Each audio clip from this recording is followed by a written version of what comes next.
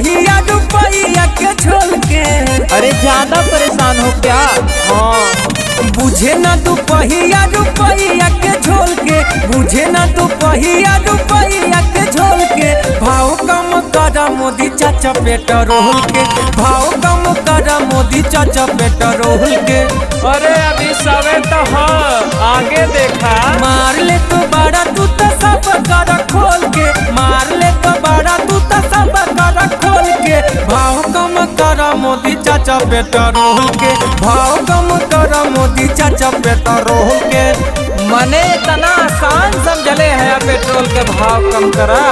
इतना मशक्कत कैले के बाद कैसे बढ़ल बा, तो इतना आसानी से कम थोड़ा कह दी है। Geeta recording studio Newada Ambedkar Nagar.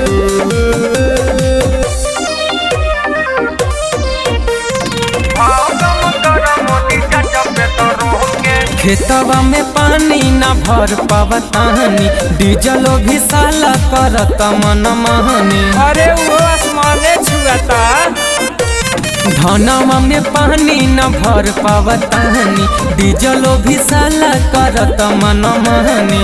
हर हर मोदी घर घर मोदी। तोह के जितैले रहनी जय मोदी बोल के, तू तो रख दिहल कर जाव के छोल के। भाव कम कर मोदी चाचा पेट्रोल के, भाव कम कर मोदी चाचा पेट्रोल के, चाचा पेट्रोल के।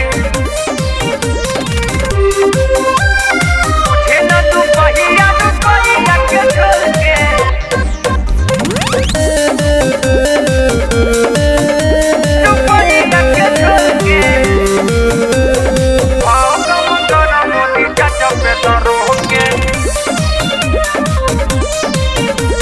सरसों के तेल में भी लागल बा आग हो, 100 से 200 गईल साला भाग हो।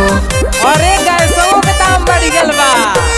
सरसों के तेल में भी लागल बा आग हो, 100 से 200 गईल साला भाग हो। गिरी सारा कार जाए सोना कान खोल के, गिरी सारा कार जाए सोना कान खोल के। भाव कम कर मोदी चाचा पेट्रोल के, भाव कम कर मोदी चाचा पेट्रोल के।